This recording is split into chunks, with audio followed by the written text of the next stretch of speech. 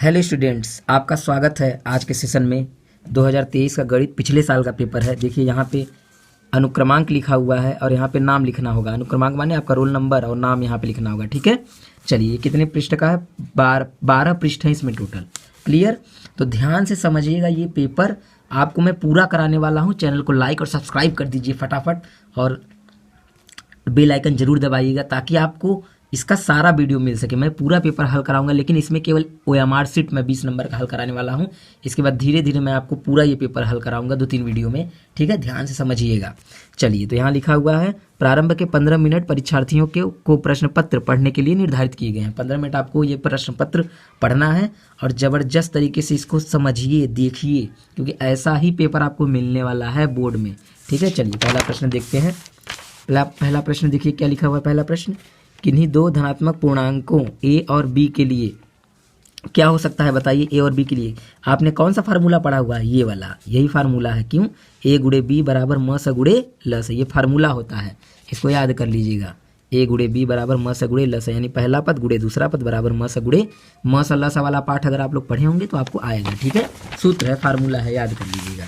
चलिए आगे देखते हैं हम लोग दूसरा क्वेश्चन। एक बात और ध्यान दीजिए, यही क्वेश्चन आपको इंग्लिश में भी मिलेगा सेम। जस्ट देखिए यहाँ पे लिखा होगा इंग्लिश में। आपको इंग्लिश वाला नहीं करना है, अगर आपने इंग्लिश लिया है तो इंग्लिश में कीजिए, ठीक। चलिए दूसरा प्रश्न देखते हैं। एक शून्येतर परिमेय संख्या एवं अपरिमेय संख्या का भागफल होता है। मतलब एक परिमेय संख्या ले लीजिए और एक अपरिमेय संख्या ले लीजिए, तो क्या होता है? मतलब एक परिमेय एक अपरिमेय का भाग देंगे तो क्या आएगा? हमेशा अपरिमेय ही आएगा, ठीक है। अपरिमेय जैसे ध्यान समझिए, मान लीजिए मैंने ले लिया कोई एक संख्या, मैंने ले लिया, ये ले लिया मैंने 5 और इसमें मैंने भाग दे दिया करणी में 7 का। बताइए ये हमेशा क्या कहलाएगा? अपरिमेय कहलाएगा कि नहीं? अपरिमेय, ठीक है। तो अपरिमेय हो गया, हम अपरिमेय पे गोला बना देंगे OMR सीट में अपने। क्लियर? आगे देखते हैं तीसरा प्रश्न। यहाँ देखिए m बराबर दिया हुआ है, n बराबर दिया हुआ है, तो m square plus n square का मान बताइए। एकदम आसान है। देखिए m का मान 5 है तो यहाँ 5 रख दीजिए। 5 और 7 कितना हो जाएगा? 12, यानी यम 5 हो जाएगा, यन कितना हो जाएगा आपका? 12, क्योंकि ये दिया है ना 5। चलिए देखते हैं, ठीक है। यहाँ दिया हुआ है m बराबर 5, n बराबर लिखा है m प्लस 7, तो हम क्या करेंगे, यहाँ पे 5 रख दीजिए क्योंकि हमको 5 पता है, तो ये क्या मिल जाएगा? 12। बोला करणी में आपको बताना है m स्क्वायर और n स्क्वायर का मान। तो m का मान कितना पता है बताइए? m का मान हमको पता है 5, तो 5 का स्क्वायर कर देंगे। n का मान कितना है? 12, 12 का स्क्वायर कर देंगे, ठीक। इसका स्क्वायर कितना आएगा? 25। इसका स्क्वायर कितना आएगा? 144। दोनों को जोड़ देंगे, कितना आ जाएगा? 169 आ जाएगा। 169 किसका वर्ग होता है? 13 का, तो आंसर 13 आ गया हमारा। क्लियर? चलिए, तो यहाँ पे देखिए 13 पे टिक लगा दीजिए। फिर इंग्लिश में दिया हुआ है, आगे बढ़ते हैं। चौथा प्रश्न, किसी परिमेय संख्या के समतुल्य परिमेय संख्याएं होंगी। कितना है? अपरिभाषित। क्यों जानते हैं? क्योंकि कोई भी संख्या अगर आप ले लीजिए, मान लीजिए मैंने ले लिया 3/2, तो आप इसको बहुत सारा बना सकते हैं। कैसे? एक बार 2 से गुणा कर दीजिए, फिर इसी में एक बार 3 से गुणा कर दीजिए, इसी में एक बार 4 से गुणा कर दीजिए, तो नया नया संख्या हमेशा बनता चला जाएगा। यानी अपरिभाषित है, अपरिमेय, चाहे जितना बना सकते हैं आप, ठीक है। चलिए आगे बढ़ते हैं। ये इंग्लिश में है। अगला पेज, ध्यान से समझिएगा पेपर को। लिखा है पेपर में कि 5वां क्वेश्चन कि a1x plus b1y plus c1 बराबर 0, ठीक। a1 b1 c1 और a2x plus b2y plus c2 बराबर 0, तो रैखिक समीकरण इतने हों तो ये रेखाएं कैसा? देखिए ध्यान समझिए, जब ऐसा सूत्र आता है, ये सूत्र है a1/a2 b1/b2 और c1/c2, जब तीनों बराबर होता है तो क्या होता है? रेखाएं संपाती होती हैं। संपाती माने देखिए ऐसा, इसको संपाती बोलते हैं। जब ऐसे रेखा कोई जा रहा है, इसी के ऊपर एक रेखा और चला जाए, इसी के ऊपर, मैं थोड़ा सा ऊपर ले रहा हूँ, इसी के ऊपर जाना चाहिए डबल, तो इसको क्या बोला जाता है? संपाती, ठीक। और संपाती का फार्मूला क्या होता है? ये संपाती का फार्मूला है a1/a2 बराबर b1/b2 बराबर c1/c2। चलिए टिक लगा दिया हमने बी पर। आगे देखते हैं क्वेश्चन नंबर 6। क्वेश्चन नंबर 6 बोल रहा है किसी संख्या का 1/3 भाग 21 के बराबर है तो वह संख्या होगी। बहुत आसान है। किसी संख्या का, ध्यान से समझिएगा, किसी संख्या मतलब क्या? मान लीजिए कोई संख्या है x, इसका 1/3 मतलब इसका ले लेंगे 1/3, इसका 1/3 क्या है, इसका 1/3 क्या है 21 के बराबर है, यानी बराबर लिख देंगे 21। तो क्लियर है, यहाँ भाग उधर क्या हो जाएगा, गुणा हो जाएगा, और 3 का 21 में गुणा हुआ कितना आ जाएगा 21 तियाँ 63, एक लिखते नहीं है। ये आ गया हमारा आंसर। क्लियर। चलिए आगे देखते हैं अब हम लोग। चलिए स्टूडेंट्स, प्रश्न नंबर 6 हो गया जिसका आंसर आया 63। अब हम लोग देखते हैं प्रश्न नंबर 7 देखते हैं। ठीक है, चलिए। यदि द्विघात समीकरण x² + 2x - p = 0 का एक मूल -2 हो तो p का मान क्या होगा, मतलब p का मान क्या होगा, इसमें चारों में से क्या होगा। तो ध्यान दीजिए, जब भी कभी ऐसा हो कि ये दिया हुआ हो और बोले कि एक मूल है तो ये x का मान होता है, जो यहाँ है ना, इसी का मान इसी में रख देंगे तो हमको p का वैल्यू पता चल जाएगा। चलिए इसको सॉल्व करते हैं हम लोग, देखते हैं ये कैसे होगा। ये क्वेश्चन देखिए, अच्छा लिखा है x² + 2x - p = 0 और एक मूल क्या दिया हुआ है, x बराबर हम क्या रखेंगे -2, क्योंकि इसमें क्या है, इसमें दिया हुआ है -2। ठीक है, चलिए रखिए x की जगह पे -2 का क्या हो जाएगा स्क्वायर, यहाँ गुणा का चिन्ह लगाइए, -2 लिखिए, मतलब हम x की जगह पे क्या रख रहे हैं -2 रख रहे हैं। ठीक है, x की जगह पे -2 को हम रख रहे हैं। चलिए इसका स्क्वायर करेंगे तो 4 आ जाएगा, क्योंकि स्क्वायर से माइनस हट जाता है। इसका इसमें गुणा करिए, 2 दूनी 4 आएगा, माइनस प्लस -4 हो जाएगा और ये हो जाएगा 0। ये दोनों घट के क्या आ जाएगा 0 - p = 0, यानी p बराबर क्या मिल जाएगा 0। तो आंसर क्या लग जाएगा हमारा 0। ठीक है, सही टिक लगा हुआ है। चलिए क्वेश्चन नंबर 7 हो गया, ये इंग्लिश में दिया हुआ है। अब देखते हैं क्वेश्चन नंबर 8। 8 में क्या बोल रहा है जरा समझिए ध्यान से। बोल रहा है कि दो त्रिभुजों के क्षेत्रफलों का अनुपात उनकी संगत भुजाओं के अनुपात के वर्ग के बराबर हो तो इन त्रिभुज होंगे। ये त्रिभुज होंगे कैसे, समद्विबाहु, समबाहु, समरूप की विषमबाहु। इसका देखिए आंसर क्या होगा जानते हैं, समद्विबाहु नहीं समरूप होगा। ठीक है, क्या होगा समरूप। ये क्वेश्चन त्रिभुज वाला है, 6 पाठ जो है उसमें है, और अब ये आपके सिलेबस से हट भी गया है क्षेत्रफल वाला, तो इसको पढ़ने की कोई आवश्यकता नहीं है। ठीक है, क्षेत्रफल वाला समरूप वाला हट गया है तो इसको मत पढ़िए, लेकिन समरूप इसका आंसर होगा। चलिए आगे बढ़ते हैं, क्वेश्चन नंबर 9 में आते हैं। क्वेश्चन नंबर 9 है, x अक्ष पर स्थित एवं बिंदु इतना 2 -5 तथा -2,9 से समदूरस्थ बिंदु के निर्देशांक होंगे। मतलब क्या है, ध्यान समझिए, समदूरस्थ वाला ये सवाल है। ठीक, मतलब कि जो ये x अक्ष है इससे ये दूरी और ये दूरी दोनों क्या है समान है, तो हमको वो बिंदु निकालना है। x अक्ष पे कौन सा बिंदु है, x अक्ष पर वो स्थित है। ठीक है, x अक्ष पर। चलिए इसको सॉल्व करते हैं, कैसे होगा सॉल्व देखिए। सबसे पहले ये समझिए कि जो दोनों बिंदु दिया है पहले हम उसको लिख लेते हैं। एक दिया है 2, -5 दिया हुआ है, और एक बिंदु दिया हुआ है -2, 9 दिया, यही बिंदु है दोनों। और x अक्ष बोल रहा है ना, तो याद रखिएगा जब भी x अक्ष बोलता है तो हम उसको बिंदु को क्या मानते हैं x, 0, ये मानना पड़ेगा आपको। ठीक है, ये चलिए हम a ले लेते हैं, इसको p, इसको q ले लेते हैं, ये मानना पड़ेगा। समदूरस्थ में एक नियम काम करता है, जैसे ये जो p है a से समदूरस्थ है और जो q है ये भी समदूरस्थ है, समान दूरी पर है, तो एक बार लिखेंगे AP बराबर, एक बार लिखेंगे AQ। ये है समदूरस्थ का तरीका सॉल्व करने का। ठीक है, AP बराबर AQ, मतलब AP की दूरी और AQ की दूरी। तो AP AQ की दूरी कैसे निकलेगी, आपको दूरी का फार्मूला याद होना चाहिए। पाठ 7 है आपका। ठीक है, निर्देशांक ज्यामिति का है, तो दूरी का फार्मूला याद रहेगा तो बहुत आसानी से काम हो जाएगा। चलिए इसका फार्मूला हम फटाफट करते हैं। देखिए ये होता है x1 x2, x1 - x2, इसका पहला इसका पहला, इसका स्क्वायर करिए, फिर प्लस इसका दूसरा तो इसका भी दूसरा लेंगे, 0 माइनस, एक माइनस देखिए फार्मूले में होता है, एक माइनस इसका, तो डबल माइनस क्या हो जाएगा प्लस हो जाएगा। आपको फार्मूला याद रहेगा तभी समझ में आएगा। ठीक है, चलिए आगे देखिए। फिर AQ की दूरी के लिए पहले इसको लेंगे, क्योंकि AQ है ना, तो A वाले का लेंगे और Q वाले का लेंगे। इसको भी बनाइए करनी में, x माइनस क्या हो जाएगा प्लस का स्क्वायर, फिर प्लस दूसरा क्या है 0 - 9 का स्क्वायर।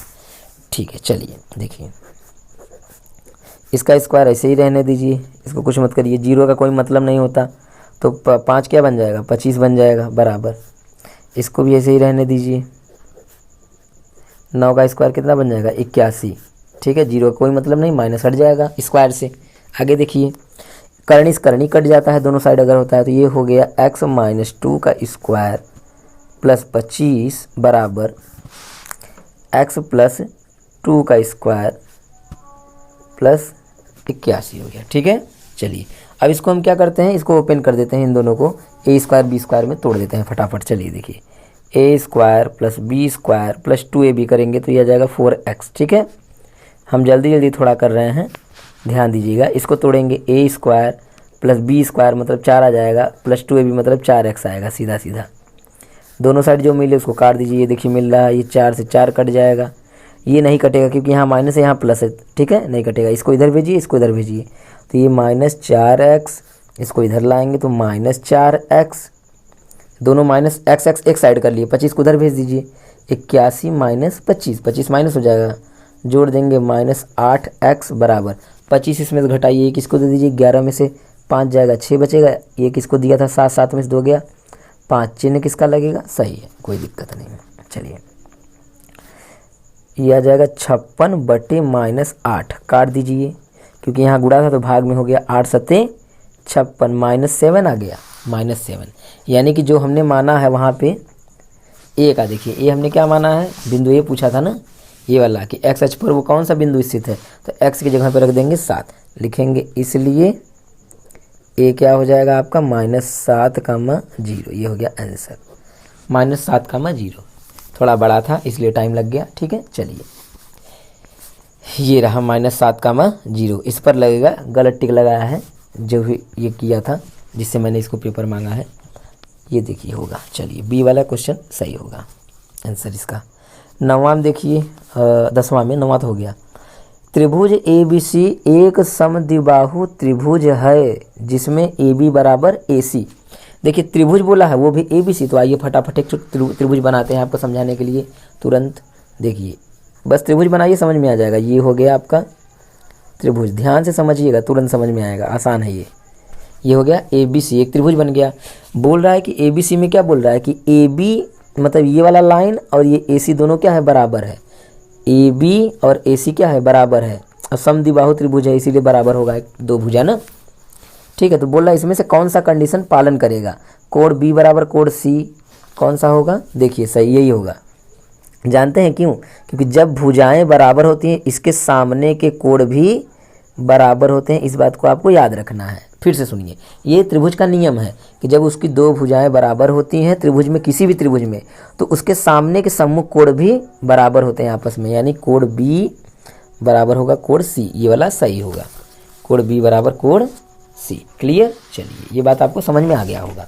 आगे बढ़ते हैं, 11वां क्वेश्चन, त्रिभुज ABC में AB बराबर 6, करणी में 3 सेमी, AC बराबर 12 सेमी और BC बराबर 6 सेमी है, तो कोण B होगा।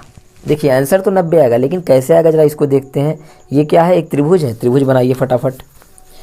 ठीक है, आइए देखते हैं त्रिभुज बना करके हम लोग ये कैसे सॉल्व होगा। तो त्रिभुज यहाँ पे बनाते हैं, ये हमारा देखिए बन गया त्रिभुज, त्रिभुज तैयार हो गया। देखिए ये एक प्रकार से देखा जाए ना, ये ट्रिग्नोमेट्री में ये पाइथागोरियन ट्रिक का पालन करेगा इसलिए। ठीक, देखिए AB इसको मान लेते हैं ABC।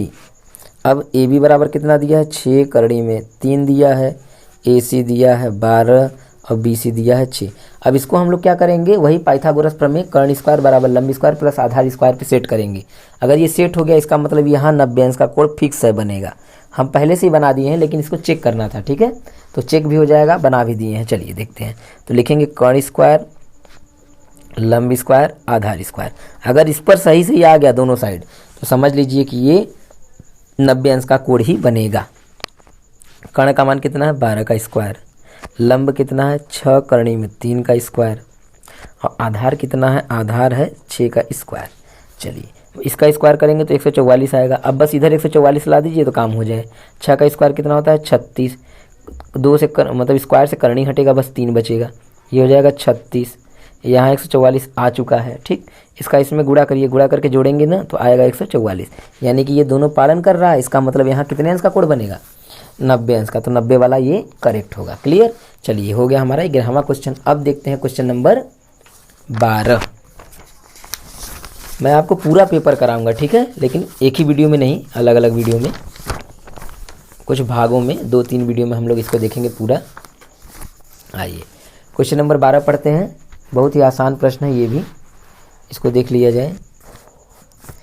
एक समबाहु त्रिभुज ABC की भुजा 2a है, उसके प्रत्येक शीर्ष लंब की लंबाई होगी। ठीक, प्रत्येक शीर्ष लंब की हमको क्या निकालना है, लंबाई, मतलब हमको एक त्रिभुज बनाना है, त्रिभुज में लंबाई निकालना है। तो चलिए आइए त्रिभुज बनाते हैं। ठीक है, देखते हैं त्रिभुज। ये है त्रिभुज, मान लीजिए, और त्रिभुज का नाम रखना है हमको ABC। शीर्ष लंब माने होता है या इसके शीर्ष से इस पर ऐसे लंब पड़ जाए, इसी को बोलते हैं शीर्ष लंब। और ये चूंकि समबाहु त्रिभुज है, इसलिए इसके सभी शीर्ष लंबों की लंबाई सेम होगी, बराबर होगी। ठीक है, और कितना दिया है, एक भुजा 2a है तो ये भी 2a होगा और ये भी 2a होगा, यानी भुजा 2a है। और शीर्ष लंब की लंबाई होता है L बराबर होता है करनी में 3/2 गुणे भुजा माने a। ठीक है, चलिए करनी में 3/2, ये सूत्र है, आपको याद रखना पड़ेगा कि शीर्ष लंब की लंबाई बराबर करनी में 3/2 गुणे भुजा यानी a।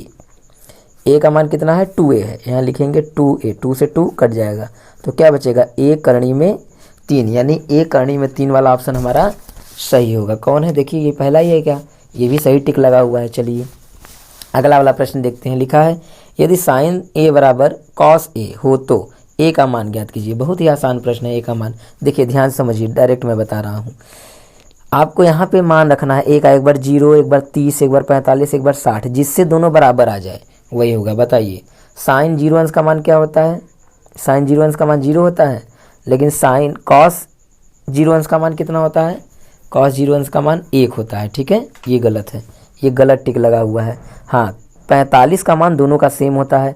कॉस साइन 45 का मान कितना होता है, 1/2 और कॉस 45 का मान कितना होता है, यानी 45 वाला ऑप्शन सही होगा। चलिए इसमें ये सही होगा। ठीक है, इस पर टिक लगा लीजिएगा आप लोग। आगे देखते हैं नेक्स्ट क्वेश्चन। देखिए ये वाला प्रश्न, यदि a बराबर 30 अंश तो 1 + tan² a बटे 1 + cot² a का मान होगा। ठीक है, ध्यान से समझिए, ये भी बहुत आसान प्रश्न है। इसमें बस आपको ये ध्यान देना है, ये देखिए कोई फार्मूला बन रहा है। हम इसको 2-3 तरीके से कर सकते हैं, चाहे तो a का मान डायरेक्ट रख दें 30 अंश, लेकिन थोड़ा बड़ा हो जाएगा, इसलिए हम लोग इसको थोड़ा छोटा करके सॉल्व करते हैं। चलिए देखते हैं। हमको दिया है a बराबर 30 अंश और निकालना है 1 + tan² a बटे 1 + cot² a। इसका फार्मूला होता है 1 + tan² a जो होता है वो sec² a होता है, और नीचे ये जो है ये फार्मूला होता है cosec² का, cosec² a। ठीक है, चलिए तो जो साइन sec² होता है वो होता है 1/cos का स्क्वायर, सेक 1/cos का होता है, और जो cosec है वो 1/ किसका होता है, साइन का स्क्वायर होता है। ये भी फार्मूला है, आपको याद रखना पड़ेगा। ठीक है, चलिए आगे देखिए, ये चला जाएगा ऊपर, ये मतलब सबसे नीचे का गुणा सबसे ऊपर हो जाता है, ये बन जाएगा sin² a, और ये जो 1 का गुणा है इसमें हो जाएगा, मतलब बीच में जो बचा, सबसे नीचे गुणा सबसे ऊपर, बीच में जो बचता है ऐसे, जब कभी बटा के बटा बन जाए तब ऐसा किया जाता है। तो ये हो जाएगा cos² a, और हम लोग जानते हैं साइन बटे कॉस को क्या लिखा जाता है, tan² a। ठीक है, अब देखिए a का मान कितना दिया है 30, तो लिखेंगे tan 30 अंश, यहाँ स्क्वायर लगा दीजिए। 30 अंश का मान कितना होता है, 1/3, और इसके ऊपर क्या है स्क्वायर, यानी निकल जाएगा 1/3। ये हो जाएगा आंसर। तो इसका आंसर क्या होगा, 1/3। ये आंसर सही लगा हुआ है। आगे देखते हैं क्वेश्चन नंबर 15। आइए क्वेश्चन नंबर 15 ध्यान दीजिए। यदि एक गोले की त्रिज्या को दोगुना कर दिया जाए तो उसके पृष्ठीय क्षेत्रफल में होने वाली प्रतिशत वृद्धि होगी। ध्यान से समझिए, देखिए सबसे पहले आपको सूत्र याद होना चाहिए कि गोले की त्रिज्या को दुगुना कर दिया जाए तो पृष्ठीय क्षेत्रफल का फार्मूला आपको याद होना चाहिए। गोले का पृष्ठीय क्षेत्रफल क्या होता है, देखिए गोले का पृष्ठीय क्षेत्रफल होता है 4 पाई आर स्क्वायर ना, ये होता है पृष्ठीय क्षेत्रफल।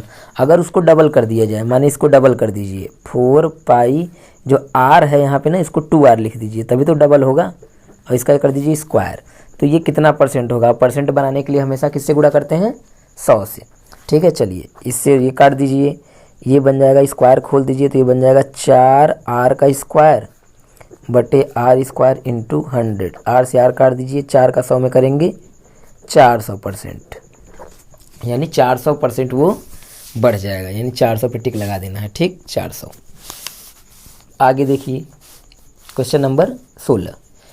दो वृत्तों के व्यासों का अनुपात दिया है, व्यासों का माने D1 D2। ठीक है, तो वृत्तों की परिधियों में अनुपात होगा। तो देखिए जो व्यास में अनुपात होता है वही परिधि में होता है। ठीक है, तो जैसे 4 और 9 है तो यहाँ भी 4 और 9 पे टिक लगा दीजिए, हो गया। ठीक है, याद रखिएगा व्यासों का अनुपात परिधियों के अनुपात के बराबर होता है। आगे चलिए, अब हम लोग देखते हैं प्रश्न नंबर 17। लिखा है निम्नलिखित सारणी का माध्य होगा। माध्य आपको निकालना है, मतलब समांतर माध्य। ठीक है, समांतर माध्य हमको निकालना है। इसका ध्यान से समझिए, ये दिया है वर्ग अंतराल 0 से 2, 2 से 4, 4 से 6, पूरा यहाँ तक ये बारंबारता है। हमको निकालना है माध्य। आंसर देखिए यहाँ पे टिक लगा हुआ है ये, लेकिन कैसे आया है इसको ध्यान दीजिए, इससे आपको प्रश्न भी आ जाएगा करने। ऐसा पेपर में प्रश्न भी आता है, केवल ये बहुविकल्पी ही नहीं है। चलिए देखिए यहाँ मैंने किया हुआ है, देखिए वर्ग अंतराल लिख लिया है मैंने, बारंबारता लिख लिया, ये मध्य पद अपने से निकाले हैं, और fx, ये दो चीज़ें आपको समझना है। देखिए मध्य पद कैसे निकलता है, इसको जोड़ के आधा कर दीजिए, 4 2 6, 6 का आधा 3, सबका जोड़ के आधा कर दीजिए, मध्य पद निकल जाएगा जिसको x बोला जाता है। बारंबारता दिया हुआ है यहाँ पे, ठीक, बारंबारता उतार लिया हमने, इसको जोड़ लिया।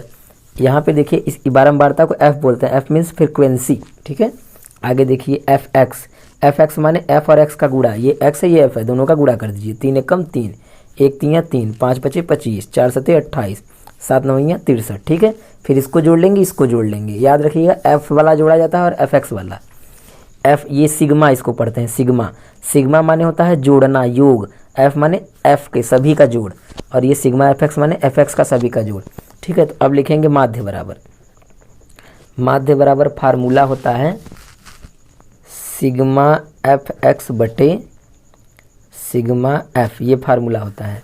इसको जोड़ लेंगे 122 आ जाएगा आपका। ठीक है, fx का मान कितना आया है 122, 20, जब इसको डिवाइड करेंगे तो 6.1 आएगा। ठीक, ये आ गया इसका आंसर 6.1।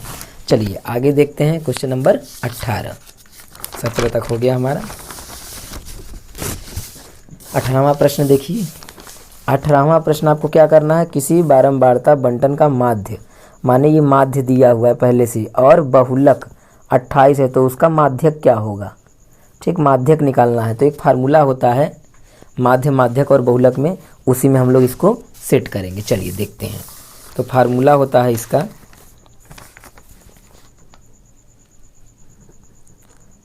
फार्मूला होता है बहुलक बराबर 3 माध्यक माइनस 2 माध्य, ये होता है फार्मूला। इसी फार्मूले में हम क्या करेंगे, जो जो वैल्यू दिया है वही रख देंगे। देखिए माध्य दिया है 24.1, बहुलक 28, तो माध्यक निकालना है। चलिए, बहुलक बराबर 3 माध्यक, मतलब यहाँ गुणा का चिन्ह है, माइनस 2 माध्य।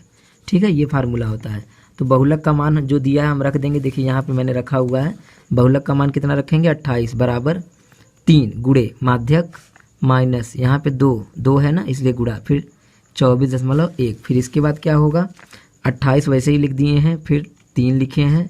ठीक, उसके बाद माध्यक को हम लिख दिए हैं, माध्यक को लिख दिए हैं x, फिर माइनस, इसको गुणा कर लीजिए, गुणा करेंगे कितना आ जाएगा 48.2। ठीक, अब क्या करेंगे 48.2 को उधर भेज दीजिए, तो ये हो जाएगा 28 प्लस 48.2, क्योंकि उधर माइनस था, इधर क्या हो जाएगा प्लस 3x, इसको इसमें जोड़ दीजिए, जोड़ेंगे कितना आ जाएगा 0.2, 8 8 16 का 6 हासिल 1, 4 2 6 1 7, 76.2 आएगा बराबर 3 गुणे x। अब क्या करेंगे, देखिए ये 3 यहाँ पे गुणा है, उधर क्या हो जाएगा भाग हो जाएगा, तो सीधा सीधा लिखेंगे x बराबर 76.2 बटे 3 से काट दीजिए, आंसर आ जाएगा आपका।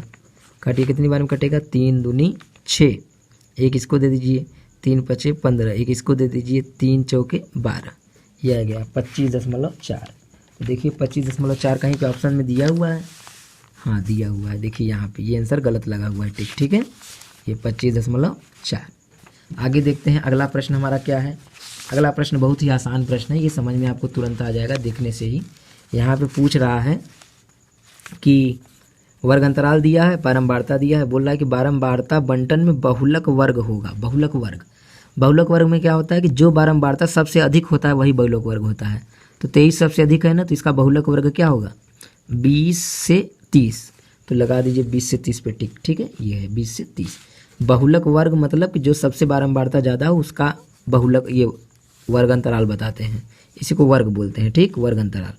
तो इसका क्या हो जाएगा 20 से 30, ये वाला आंसर होगा, ठीक। चलिए आगे देखते हैं। दिया है कि माध्य माध्यक एवं बहुलक के बीच संबंध होगा।